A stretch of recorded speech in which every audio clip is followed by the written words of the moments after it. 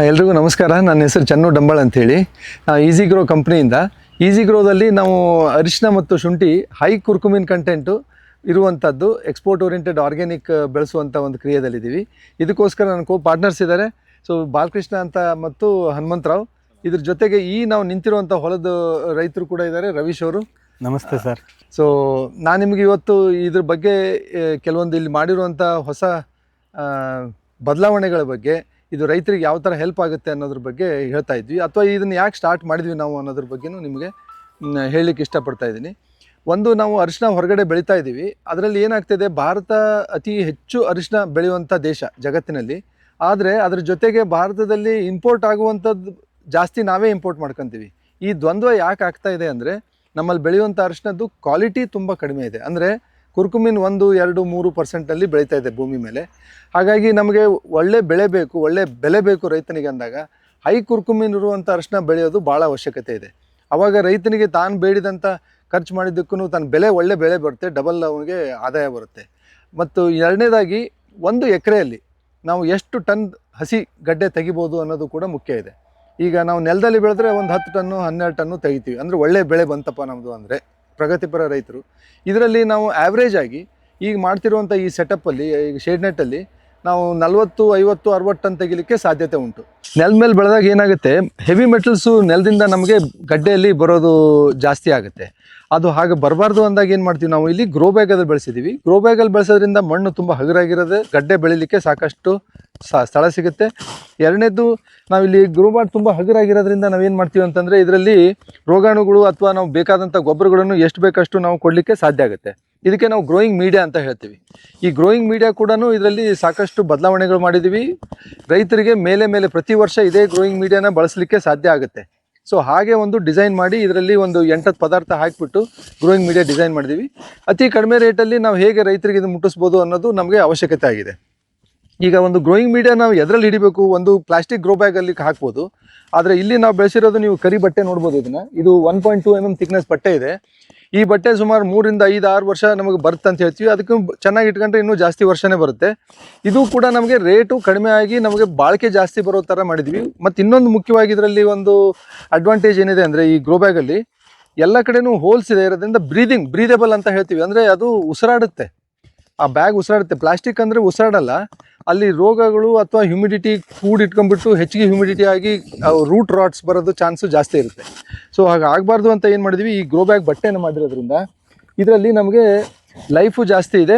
ಆಮೇಲೆ ಇದು ಉದ್ದ ನಮ್ಗೆ ಎಷ್ಟು ಬೇಕೋ ಆ ಸೈಜಲ್ಲಿ ನಾವು, ಅಥವಾ ನಮ್ಮ ಬೆಳೆಗೆ ತಕ್ಕ ಹಾಗೆ ಗ್ರೋ ಬ್ಯಾಗನ್ನು ಡಿಸೈನ್ ಮಾಡ್ಕೋಬೋದು.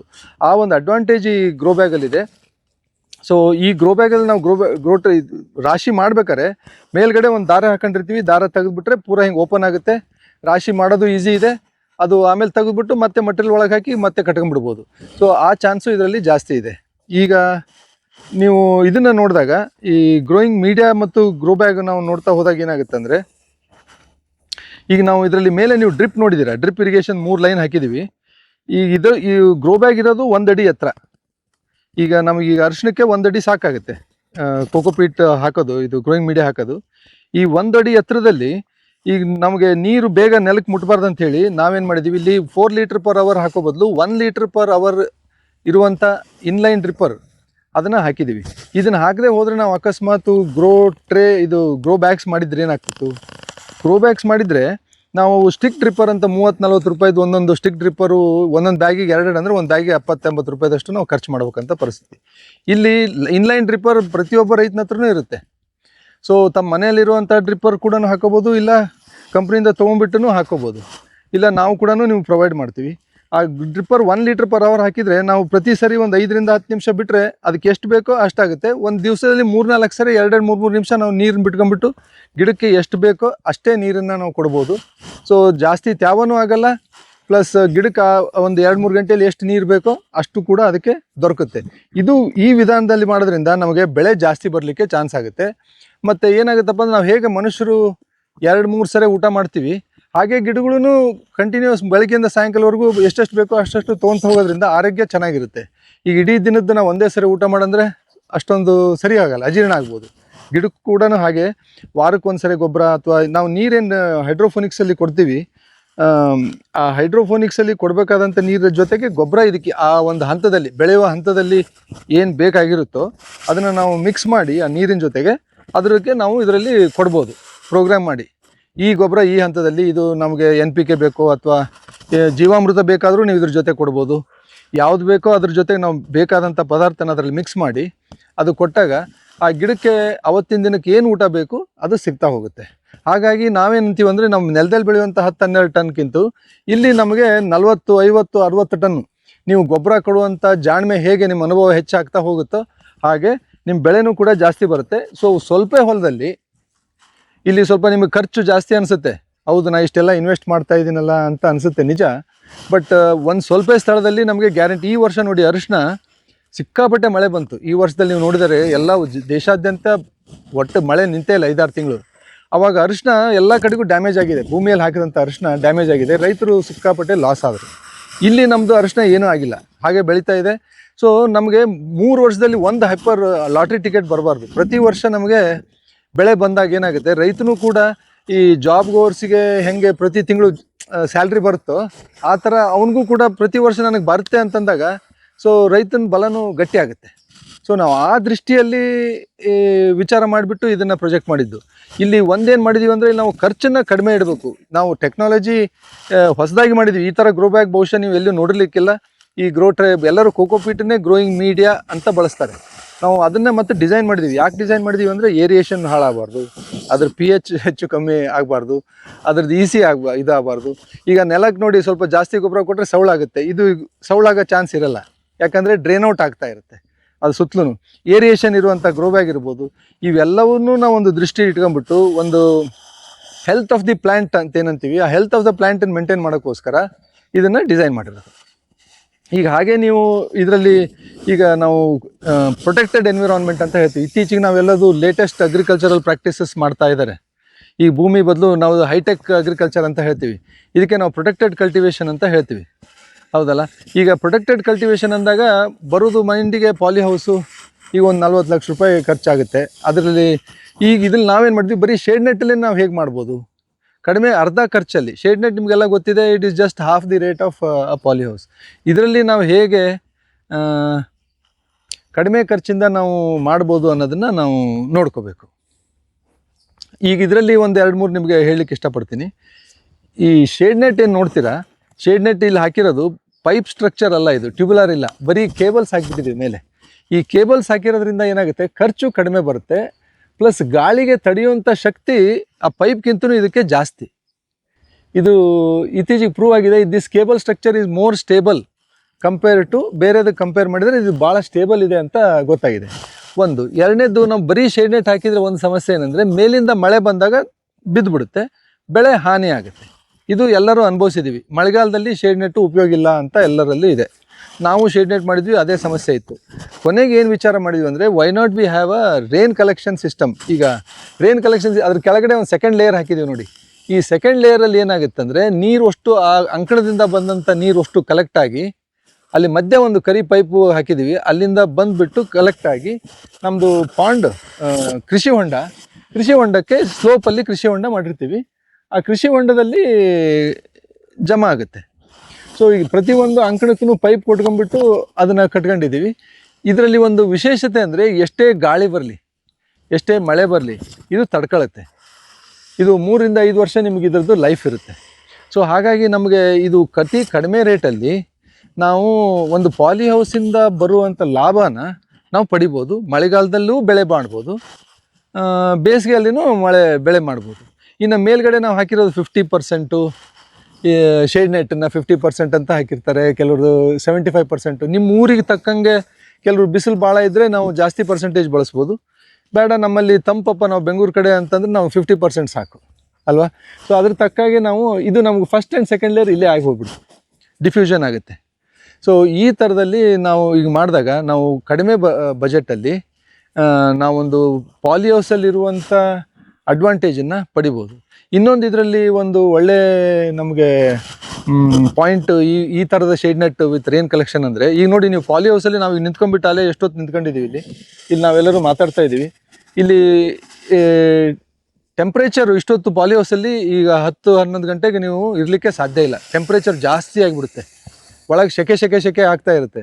ನೀವು ನೋಡ್ತಿರ್ಬೋದು, ಈಗ ಬಿಸಿಲಿದೆ ಮೇಲೆ, ನನಗೆ ಸೆಕೆ ಆಗ್ತಾ ಇಲ್ಲ, ವಿ ಆರ್ ಫೀಲಿಂಗ್ ಫ್ರೀ, ಗಾಳಿ ಆಡ್ತಾ ಇದೆ. ಸೊ ಟೆಂಪ್ರೇಚರ್ ಜಾಸ್ತಿ ಆದಾಗ ಬೆಳೆಗೆ ಎಫೆಕ್ಟ್ ಆಗುತ್ತೆ. ನಾವು ಮತ್ತೆ ಫ್ಯಾನ್ ಆ್ಯಂಡ್ ಕೂಲ್ ಪ್ಯಾಡ್ ಅವನ್ನೆಲ್ಲ ಹಾಕಬೇಕಾಗುತ್ತೆ.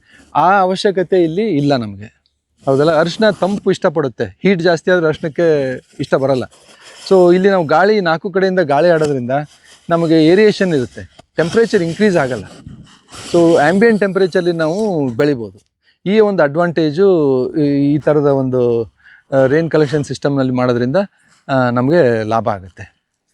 ಮತ್ತು ಇದು ಹೈಡ್ರೋಫೋನಿಕ್ ಸಿಸ್ಟಮು ನೀವು ಆಗಲೇ ನೋಡ್ಕೊಂಡಿರ್ಬೋದು. ಈ ಹೈಡ್ರೋಫೋನಿಕ್ ಸಿಸ್ಟಮಲ್ಲಿ ನೀವೇನು ನೋಡ್ತೀರಿ ಅಂತಂದರೆ, ಯೂಶ್ವಲಿ ಹೈಡ್ರೋಫೋನಿಕ್ಸ್ ಅಂದ ತಕ್ಷಣ ಒಂದು ದೊಡ್ಡ ವರ್ಡ್, ಅದು ಭಯ ಬೀಳಿಸ್ಬಿಡುತ್ತೆ. ಇದ್ರಾಗ ಏನೋ ಭಾಳ ಇರ್ಬೇಕು ಬಿಡಪ್ಪ, ಇದಕ್ಕೊಂದು ದೊಡ್ಡದೊಂದು ವರ್ಷ ಟ್ರೈನಿಂಗ್ ಬೇಕೇನೋ ಇದಕ್ಕೆ, ಇಲ್ಲ ಎಲ್ಲರೂ ಒಬ್ರು ಎಕ್ಸ್ಪರ್ಟ್ ಹತ್ರ ಹೋಗಿ ಟ್ರೈನಿಂಗ್ ಮಾಡಬೇಕೇನೋ. ಎಷ್ಟೋ ಜನ ಹೋಗಿ ಟ್ರೈನಿಂಗ್ ಮಾಡ್ತಾರೆ, ನಾನು ಅಷ್ಟು ಕೊಟ್ಟು ಎಲ್ಲಿ ಕಲಿಸ್ತಾರೆ, ನನಗೆ ಭಾಳ ಜನ ಕೇಳ್ತಾರೆ, ಯಾರು ಕಲಿಸ್ತೀರೇನು ಸರ್, ಇದ್ರೆ ಕಲಿಯೋದೇನಿದೆ, ನಾವು ಸಿಂಪಲ್ ಮಾಡಿಟ್ಟಿದ್ದೀವಿ ಅಂತ ಹೇಳ್ತೀವಿ. ಇದಕ್ಕೆ ನಾವು ಏನು ಹೇಳ್ತೀವಿ ಅಂದರೆ, you have to properly engineer the product. ಅಂದರೆ ಏನಂದರೆ, ನಾವೇನು ಹೈಡ್ರೋಫೋನಿಕ್ಸಲ್ಲಿ ವಸ್ತುಗಳನ್ನು ಬಳಸ್ತೀವಿ ಅದೆಲ್ಲದನ್ನು ಇಂಜಿನಿಯರಿಂಗ್ ಕರೆಕ್ಟ್ ಆಗಬೇಕು. ರೈತ ಅದ್ರ ಜೊತೆಗೆ ಮತ್ತೆ ಏನಂತಾರೆ, ಕಷ್ಟಪಡಬೇಕಾಗಿಲ್ಲ, ಇದನ್ನೇನು ಮಾಡಬೇಕು ಹೇಗೆ ಅಂತ. ಉದಾಹರಣೆಗೆ ಈಗ ನಾವು ವಾಟರ್ನ ವಾಟರ್ ಬಳಸಬೇಕು ಅಂತ ಹೇಳ್ತಾರೆ ಹೈಡ್ರೋಫೋನಿಕ್ಸಲ್ಲಿ. ನಾವೇನು ಹೇಳ್ತೀವಿ, ನಿಮ್ಮ ಬೋರಲ್ಲಿ ಇವ್ರದ್ದು ನೋಡಿ, ಈ ಹೊಲದಲ್ಲಿ 300 ಹಾರ್ಡ್ನೆಸ್ ಇದೆ, ಬಟ್ ನಾವೇನು ಮಾಡೀವಿ, we are using hydroponics technique wherein ಕೆಲವೊಂದು ಬಯೋಮಾಲಿಕ್ಯೂಲ್ಸ್ ಬಳಸಿ ಹಾರ್ಡ್ನೆಸ್ಸನ್ನು ಕಡಿಮೆ ಮಾಡಿಬಿಡ್ತೀವಿ, wherein disadvantage is converted into advantage. ಹಾಗೆ ಮಾಡಿ ನಾವು ಆರೋ ಬಳಸಲ್ಲ, ಅಲ್ಲಿ ನಮಗೆ ರೇಟ್ ಕಡಿಮೆ ಆಗುತ್ತೆ. ಇದು ಒಂದು ಸದ್ಬಳಕೆ, ನೀರಿಂದು ಹಾರ್ಡ್ನೆಸ್ ಆಫ್ ವಾಟರ್ನ ಬಳಸುವಂಥ ಒಂದು ವಿಧಾನ. ಹೀಗೆ ಸ್ವಲ್ಪ ಒಂದೊಂದನ್ನೇ, ಈಗ ನಾವು ಯಾವಾಗ pH ಎಷ್ಟು ಮಾಡಿದ್ವಿ, ಇದಕ್ಕೆ ಲೆಸ್ ಆಯಿತು ಜಾಸ್ತಿ ಆಯಿತು ಅನ್ನೋ ಸಮಸ್ಯೆ ಇಲ್ಲ. ಯಾಕಂದರೆ ನಾವು ಬೋರ್ ವಾಟರ್ ನನ್ನ pH ಗೊತ್ತೇ ಇರುತ್ತೆ, ಇಡೀ ವರ್ಷ ಏನು ಬದಲಾವಣೆ ಆಗಲ್ಲ, ನನ್ನ pH ಚೇಂಜ್ ಆಗಲ್ಲ. ಹಾಗಾಗಿ pH ಮೀಟ್ರ್ ಮಾಡೋದು ಬೇಕಾಗಲ್ಲ. ನಮ್ಮ ಇನ್ಪುಟ್ಸ್ ಏನಿರ್ತಾವಲ್ಲ ರೀ, ಇನ್ಪುಟ್ಸ್ ಹಾಕುವಂಥದ್ದು ನಾನು ಬರೀ ನೀರಿನಲ್ಲಿ, ಅಂದರೆ ಆ್ಯಕ್ಟಿವ್ ಹೈಡ್ರೋಫೋನಿಕ್ಸ್ ಅಂತ ಹೇಳ್ತೀವಿ, ಅದರಲ್ಲಿ ಬರೀ ನೀರಲ್ಲೇ ಬೇರಿದ್ದರೆ ನನ್ನ pH ಭಾಳ ಇಂಪಾರ್ಟೆಂಟ್ ಆಗುತ್ತೆ. ಬಟ್ ನಾವು ಇಲ್ಲಿ ಗ್ರೋಯಿಂಗ್ ಮೀಡಿಯಾ ಬಳಸೋದ್ರಿಂದ 0.1 0.2 is not going to differ much. ಯಾಕಂದರೆ ನಮಗೆ ಬಫರ್ ಇದೆ, growing media is a buffer. So ಆ ಬಫರ್ ಬಳಸೋದ್ರಿಂದ ಏನಾಗುತ್ತೆ, we see that the aeration proper ಆಗಿಬಿಟ್ಟು ಅಲ್ಲಿ ಒಳಗಡೆ ಅಸಿಡಿಟಿ ಜಾಸ್ತಿ ಆಗದೆ ಇರೋ ಥರ ನಾವು ಇದನ್ನ ಸಾಯಿಲ್ನ ಡಿಸೈನ್ ಮಾಡಿದ್ದೀವಿ, ಗ್ರೋಯಿಂಗ್ ಮೀಡಿಯಾನ ಡಿಸೈನ್ ಮಾಡಿದ್ದೀವಿ. ಉದಾಹರಣೆಗೆ ಇದನ್ನು ಸ್ಟಾರ್ಟ್ ಮಾಡಿದಾಗ ಇದ್ರದ್ದೇ ಎಕ್ಸಾಂಪಲ್ ಕೊಡ್ತೀನಿ. ಈ ಗ್ರೋಯಿಂಗ್ ಮೀಡಿಯಾ ನಿಮಗೆ ಇಲ್ಲಿ ಸ್ಟಾರ್ಟ್ ಮಾಡಿದಾಗ ಇದು ನೋಡಿ ಎಷ್ಟು ಹಸಿ ಇದೆ ಅಂತ ಗೊತ್ತಾಗುತ್ತೆ ನಿಮಗೆ. ಇದು ಭಾಳ ನೀರನ್ನು ಹಿಡಿದಿಲ್ಲ, ಅಥವಾ ಹಿಂಗೆ ಹಿಂಡಿದ್ರೆ ನಿಮಗೆ ಇದನ್ನು ಬರಲ್ಲ, ಏನು ನೀರು ಬರಲ್ಲ. ಇದು ರೈಟ್ ವೆಟ್ನೆಸ್ ಇದೆ ಇದಕ್ಕೆ 50, 60, 70% ಹ್ಯುಮಿಡಿಟಿ ಅಂತ ಹೇಳ್ತೀವಿ. ಸೊ ಈ ಹ್ಯುಮಿಡಿಟಿ ಇರೋದ್ರಿಂದ ನಮಗೇನು ಲಾಭ ಆಗುತ್ತಪ್ಪ ಅಂತಂದರೆ, ಈ ಏರಿಯೇಷನ್ ಇರೋದ್ರಿಂದ ನಾವು ಸ್ಟಾರ್ಟ್ ಮಾಡಿದಾಗ 6.5 pH ಇತ್ತಿದು, ನಾನೇನು ಕಾನ್ಸ್ಟಿಟ್ಯೂಯೆಂಟ್ ಹಾಕಿದ್ದೆ. ಇವಾಗ 1 ವರ್ಷ ಆಗಕ್ಕೆ ಬಂದರೆ ನೀವು ಬೆಳೆ ತಗೊಂಡ್ಮೇಲೂ ಮತ್ತೆ ಅದೇ 6.5 pH ಇರುತ್ತೆ. ಸೊ TDS ನಾನು ಫಸ್ಟ್ ಹಾಕಿದಾಗ ಇದ್ರದ್ದು 300 ಇತ್ತು TDS. ಈ ವರ್ಷದ ಬೆಳೆ ತೆಗೆದ್ಮೇಲೆ 300ರಿಂದ 400 ಒಳಗೆ TDS ಇರುತ್ತೆ. ಅಂದರೆ ಏನಾಯ್ತು ಇದ್ರ ಅರ್ಥ ಅಂದರೆ, ಅದು ಏನೂ ಹಿಡಿದಿಟ್ಕೊಳ್ಳಿಲ್ಲ ನಾನು ಹಾಕಿದಂಥ ಗೊಬ್ಬರನ. ಮಣ್ಣು ಹೇಗೆ ಹಿಡಿದುಕೊಳ್ಳುತ್ತೋ ಅದು ಹಿಡಿದು ಇಟ್ಕೊಳ್ಳಿಲ್ಲ. ಆಪ್ಟಿಮಲ್ ಸ್ಟೇಟಲ್ಲಿ ಇರೋದ್ರಿಂದ ಏನಾಗುತ್ತೆ, ನನ್ನ ಬೆಳೆಗೆ ಸಾಕಷ್ಟು ಶಕ್ತಿ ಸಿಗುತ್ತೆ, ಪ್ರತಿದಿನ ಬೆಳೀತಾ ಇರುತ್ತೆ ಗಿಡ, ಹಾಗಾಗಿ ಬೆಳೆ ಜಾಸ್ತಿ ಬರುತ್ತೆ. ಹೈಡ್ರೋಫೋನಿಕ್ಸ್ ಮುಖ್ಯವಾದ ಏನು ಅಂದರೆ, ಹೌ ಡು ಯು ಡಿಸೈನ್, ಅಂದರೆ ಎಷ್ಟು ಎಫಿಷಿಯೆಂಟಾಗಿ ನಾವು ನಮ್ಮ ಏನು ಪದಾರ್ಥಗಳು ಏನು ಉಪಯೋಗ ಆಗ್ತವೆ ಇವನ್ನೆಲ್ಲ ಡಿಸೈನ್ ಮಾಡ್ತೀವಿ, ಅದ್ರ ಮೇಲೆ ನಮ್ಮ ಈಲ್ಡು ಡಿಸೈಡ್ ಆಗುತ್ತೆ. ಅಷ್ಟೇ ಅಲ್ಲ, ರೈತನಿಗೆ ಈಸಿ ಆಗುತ್ತೆ ಫಾಲೋ ಮಾಡಲಿಕ್ಕೆ. ಯಾರೂ ಒಬ್ರು ಏನು, ಈಗ ಹೈಡ್ರೋಫೋನಿಕ್ಸ್ ಮಾಡಲಿಕ್ಕೆ ಒಬ್ಬ BSc ಅಗ್ರಿನರ್ ಇರಬೇಕು, ಇಲ್ಲ ಒಬ್ಬ ಇಂಜಿನಿಯರ್ ಇರಬೇಕು. ಆದರೆ ಈ ನಮ್ಮ ಹೈಡ್ರೋಫೋನಿಕ್ಸಿಗೆ ಪ್ರತಿಯೊಬ್ಬ ರೈತನೂ ಕೂಡ ಅಳವಡಿಸೋಕ್ಕೆ ಸಾಧ್ಯ ಇದೆ. ನಂದೇನು ಒಂದು ಅಪೇಕ್ಷೆ ಅಂದರೆ, ನಮಗೆ ಭಾಳ ದುಡ್ಡು ಹಾಕೋಕ್ಕಾಗಲ್ಲ, ತೊಂದರೆ ಇಲ್ಲ, ಭಾಳ ದುಡ್ಡು ಹಾಕಬೇಡಿ, ಚಿಕ್ಕದಾಗಿ ಮಾಡ್ಕೊಳ್ಳಿ, ಬರೀ 3 ಗುಂಟೆ 4 ಗುಂಟೆ 5 ಗುಂಟೆ ಮಾಡ್ಕೊಂಡು ಅದರಿಂದ ವಿಶ್ವಾಸ ಪಡೀರಿ. ವಿಶ್ವಾಸ ಪಡ್ಕೊಂಡು ನಿಮ್ದು ಯಾವ ಬೆಳೆ ಇದೆಯೋ ಆ ಬೆಳೆ. ಹೈಡ್ರೋಫೋನಿಕ್ಸಲ್ಲಿ ನೀವು ಅರಿಶಿಣನೇ ಮಾಡಬೇಕು ಅಂತ ಏನಿಲ್ಲ, ನೀವು ಬೇಕಾದ್ರೆ ಸೌತೆಕಾಯಿ ಮಾಡಿ, ಬದನೆಕಾಯಿ ಮಾಡಿ, ಕೊತ್ತಂಬರಿ ಮಾಡಿ, ಮೆಂತೆ ಮಾಡಿ, ಯಾವ ಸೊಪ್ಪಿನ ತರಕಾರಿ ಮಾಡಿ, ಯಾವ್ದಾದ್ರು ಮಾಡಿ, ನಿಮ್ಗೆ ಇಷ್ಟ ಬಂದಂಥ ಒಂದು, ಇಲ್ಲ ಶುಂಠಿ ಮಾಡಿ.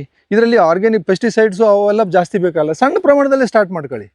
1 ಲಕ್ಷ 2 ಲಕ್ಷ 3 ಲಕ್ಷ ಅಷ್ಟೇ ದುಡ್ಡು ಹಾಕೊಂಬಿಟ್ಟು ಸಣ್ಣ ಪ್ರಮಾಣದಾಗ ನಾವು ಸ್ಟಾರ್ಟ್ ಮಾಡಿ, ಒಂದು ವಿಶ್ವಾಸ ಬಂದ ಮೇಲೆ ನಾನು ಮಾಡಬಲ್ಲಪ್ಪ ಇದನ್ನು, ಇವು ಅಂದರೆ ಏನಂತಾರೆ ನ್ಯೂ ಟೆಕ್ನಾಲಜಿ ಬಳಸ್ಬಿಟ್ಟು ನಾನು ಮಾಡ್ತೀನಿ ಅಂತ ಒಂದು ವಿಶ್ವಾಸ ನಮಗೆ ಬಂತಂದರೆ, ನಾವು ಮತ್ತೆ ಇವತ್ತು ನಾವು 4 ಗುಂಟೆ ಮಾಡಿದ್ದೀವ, ನೆಕ್ಸ್ಟ್ ಟೈಮ್ ನಾವು ಒಂದು 10 ಗುಂಟೆ ಮಾಡ್ತೀವಿ, ಅದೇ ಲಾಭದಲ್ಲಿ ಬೆಳ್ಕೊಂತ ಹೋಗ್ಬೋದು, ವರ್ಷಕ್ಕೆ ನಾವು ಬೆಳೀತಾ ಹೋಗ್ಬೋದು. ಒಂದೇ ಸರಿ ನಾ ಹೆಂಗಪ್ಪ 1 ಲಕ್ಷ ಇಷ್ಟೊಂದು ದುಡ್ಡಾಗಿ 1 ಎಕರೆ ಮಾಡಬೇಡಿ.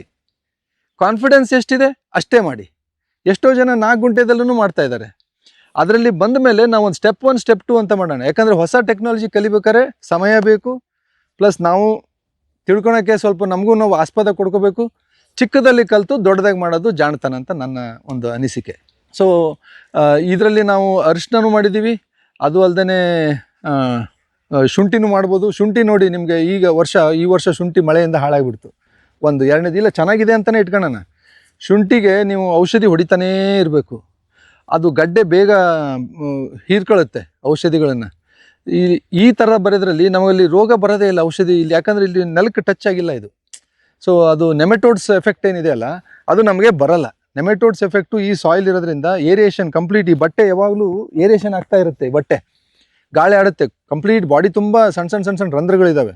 ಹಾಗಿರೋದ್ರಿಂದ ಏನಾಗುತ್ತೆ, ನಿಮೆಟೋಡ್ಸ್ ಬರುವಂಥ ಪ್ರಮೇಯ ಬರಲ್ಲ. pH ಸಾಯಿಲ್ದು ಚೇಂಜ್ ಆಗಲ್ಲ, ಹಾಗೆ ನಿಮೆಟೋಡ್ಸು ಕೂಡ ಬರಲ್ಲ. ಈಗ ನೋಡಿ, ಆಗಲೇ ಒಂದು ಮಾತು ಹೇಳಿದೆ ನಿಮಗೆ, ಏನಂದರೆ ಶುಂಠಿ ನಾವು ಅರಿಶಿನ 2-3% ಕುರ್ಕುಮಿನ ನೆಲದಲ್ಲಿ ಬೆಳಿತಿದ್ದೀವಿ ಅಂತ. ನಾವೇನು ಮಾಡ್ತೀವಿ, ಮುಂದಿನ ವರ್ಷ ಅರಿಶಿನ ಹಾಕಬೇಕಾದ್ರೆ ಅವೇದರಲ್ಲೇ ಒಂದು ಸ್ವಲ್ಪ ದಪ್ಪ ಇರೋ ಬೀಜ ತೊಗೊಂಡು ಇದು ರೈಸೋಮ್ಸ್ ತೊಗೊಂಡ್ಬಿಟ್ಟು ನಾವು ಮತ್ತೆ ಮುಂದಿನ ಹೊಲಕ್ಕೆ ಹಾಕ್ತೀವಿ. ಕರೆಕ್ಟ್. ಸೊ ಈಗ ನಾನು ಹೇಳ್ತೀನಿ ನೋಡಿ, ಇದರಲ್ಲಿ ನಿಮಗೆ ಬರೋದು 7 ಕುರ್ಕುಮಿನ್ ಅಂತೀವಿ ನಾವು. 6, 7, 8 ಕುರ್ಕುಮಿನ್ ಇದರಲ್ಲಿ ಬರುತ್ತೆ. ಅದರ ಅರ್ಥ ಇಷ್ಟೇ, ಇದರಲ್ಲಿರೋ ಗಡ್ಡೆಯಲ್ಲಿ ಪೊಟೆನ್ಸಿ ಅಂದರೆ ನ್ಯೂಟ್ರಿಷಿಯಸ್ ಗಡ್ಡೆ ಇರುತ್ತೆ. ನಾವು ನ್ಯೂಟ್ರಿಷಿಯಸ್ ಬೀಜ ತೊಗೊಂಡ್ಬಿಟ್ಟು ಹಾಕಿದಾಗ ನೆಕ್ಸ್ಟ್ ಬರೋ ಸಸಿಯಲ್ಲಿಯೂ ಕೂಡ ಸತು ಜಾಸ್ತಿ ಇರುತ್ತೆ, ಅಂದರೆ ಶಕ್ತಿ ಜಾಸ್ತಿ ಇರುತ್ತೆ. ಅದಕ್ಕೋಸ್ಕರ ಈ ಹೈಡ್ರೋಫೋನಿಕಲಿ ಬೆಳೆದಂಥ ಬೀಜಗಳಿಗೆ ಡಿಮ್ಯಾಂಡ್ ಜಾಸ್ತಿ. ರೈತರೆಲ್ಲ ಏನು ಕೇಳ್ತಾರೆ, ಸರ್ ನಮಗೆ ಅದ್ರದ್ದು ಬೀಜ ಕೊಡಿ, ಅದರಿಂದ ನನಗೆ ಚೆನ್ನಾಗಿ ಅನ್ನಿಸ್ತು ಅಂತಾರೆ. ನೀವು ಬರೀ ಸ್ವಲ್ಪರಲ್ಲೇ ಬೆಳೆದ್ಬಿಟ್ರೆ ನಿಮ್ಮ ಮಾಲು ನೀವು ಎಲ್ಲಿ ಮಾರ್ಕೆಟಿಗೆ ತಗೊಂಡೇ ಹೋಗಬೇಕಾಗಿಲ್ಲ, ಒಣಗಿಸೋದು ಬೇಕಿಲ್ಲ. ನಿಮ್ದು ಅದನ್ನೇ ಪಕ್ಕದ ಹೊಲದವರು ಅಥವಾ ನೆಲದಲ್ಲಿ ಬೆಳೆಯೋರು ಬೀಜಕ್ಕಂತ ತೊಗೊಂಡೋಗ್ಬಿಡ್ತಾರೆ. ಸೊ ನಮ್ಮಲ್ಲಿ ಹೋದ ವರ್ಷ ನಾವು ಬೆಳೆದಿದ್ದನ್ನು ನಾವು ಒಣಗಿಸ್ಲಿಕ್ಕೆ ಆಸ್ಪದನೇ ಆಗಲಿಲ್ಲ, ಯಾಕಂದರೆ ಬಂದಿದ್ವೆಲ್ಲ ಬೀಜಕ್ಕೇ ಕೊಡೋದಾಯಿತು ರೈತರಿಗೆ. ಸೊ ಇದರಲ್ಲಿ ಬೀಜಕ್ಕೋಸ್ಕರ ಹೋಗೋದೇ ಜಾಸ್ತಿ ಇದು, because it is highly nutritious. ಹೌದಲ್ಲ. ಕುರ್ಕುಮಿನ್ ಅಂದರೆ it's a indirect measure of nutrition in turmeric. ಅರಿಶಿಣದಲ್ಲಿ ನಾವು ಹೇಗೆ ಅನ್ನೋದು ಇದರಲ್ಲಿ ಇರುತ್ತೆ. ಸೊ ಆ ಒಂದು ಅಡ್ವಾಂಟೇಜಲ್ಲಿ ನಾವು ನೋಡ್ಬೋದು. ಹಾಗಾಗಿ ಇದರಲ್ಲಿ ಹಸಿಗಡ್ಡೆ ನಿಮಗೆ 40 to 60 ಟನ್ಸ್ ನಿಮಗೆ ಹಸಿಗಡ್ಡೆ ಬರುತ್ತೆ. ಒಣಗಿಸಿದ್ರೆ 1:5 ಆಗುತ್ತೆ. ಇದು 1:5 ಆಗುತ್ತೆ. ಅಂದರೆ ಒಂದು ನೀವು 40 ಟನ್ ಅಂತ ಇಟ್ಕೊಂಡ್ರೆ ಒಂದು 8 ಟನ್ ಒಣದು ಬರುತ್ತೆ. ನಾವು ಹೋದ ವರ್ಷ ಹೊರಗಡೆ ಮಾರ್ಕೆಟಲ್ಲಿ ಹೈಯೆಸ್ಟ್ ರೇಟ್ ಅಂದರೆ ಒಳ್ಳೆ ನಂಬರ್ 1 ಮಾಲಿಗೆ 150 ರೂಪಾಯಿ, 80ರಿಂದ 150 ಇತ್ತು. ನೀವು 150 ಅಂತಲೇ ಇಟ್ಕೊಳ್ಳೋಣ.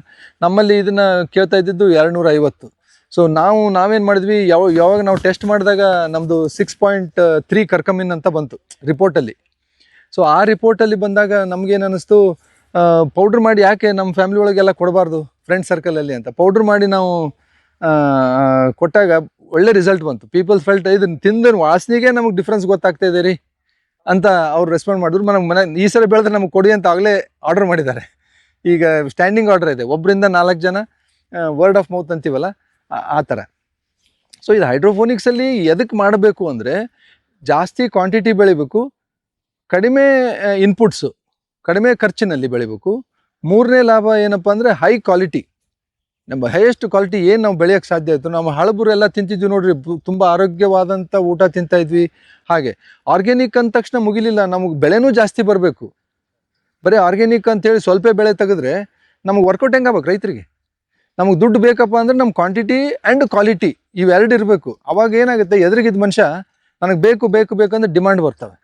ಇವತ್ತಿನ ರೇಟಿಗೆ ಇದನ್ನು ನಾವು ಸೆಟಪ್ ಮಾಡಬೇಕಪ್ಪ ಅಂದರೆ ಈ ಶೇಡ್ ನೆಟ್ಟು ಮತ್ತು ರೇನ್ ಕಲೆಕ್ಷನ್ ಸಿಸ್ಟಮ್ ಇವೆರಡನ್ನೇ ನೋಡ್ಕೊಳಕ್ಕಾದ್ರೆ ನಮ್ಮದು ಸುಮಾರು 19 lakhs rupees ಇದು ಪರ್ ಎಕರ್ ಖರ್ಚಾಗುತ್ತೆ. ಸೊ ಅದ್ರ ಒಳಗಡೆ ನೀವು ಏನಾದರೂ ಬೆಳೆ ಬೆಳ್ಕೋಬೋದು. ಅಕಸ್ಮಾತ್ ನಾವಿಲ್ಲಿ ಅರಿಶಿನ ಮಾಡಿದ್ದೀವಿ, ಅರಿಶಿಣದ ಬಗ್ಗೆ ಹೇಳ್ತೀನಿ. ಅರಿಶಿಣದ ಬಗ್ಗೆ ಮಾಡಿದ್ರಲ್ಲಿ ಇದರಲ್ಲಿ ಒಂದು ವೀಡ್ ಮ್ಯಾಟ್ ಅಂತ ಬರುತ್ತೆ, ಗ್ರೋ ಟ್ರೇ ಬರುತ್ತೆ, ಗ್ರೋಯಿಂಗ್ ಮೀಡಿಯಾ ಸುಮಾರು 1 ಎಕರೆಗೆ 150ರಿಂದ 200 ಟನ್ನಷ್ಟು ಗ್ರೋಯಿಂಗ್ ಮೀಡಿಯಾ ಬೇಕಾಗುತ್ತೆ. ಸೊ ಹಾಗೆ ಮತ್ತು ಡ್ರಿಪ್ ಇರಿಗೇಷನ್ ಬೇಕಾಗುತ್ತೆ.